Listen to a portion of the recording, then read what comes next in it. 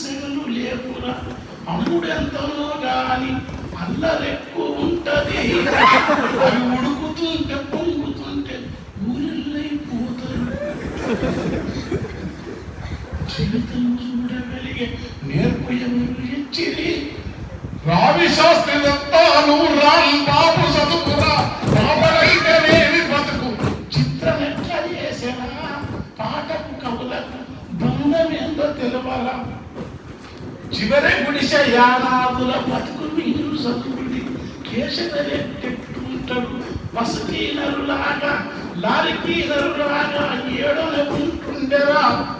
యానాదుల బతుకుల చెంచుల బతుకుల ఎరుకని బతుకుల ఎట్టి బతుకుల మట్టి మనుషుల తాను దేవుని చూసిండురా.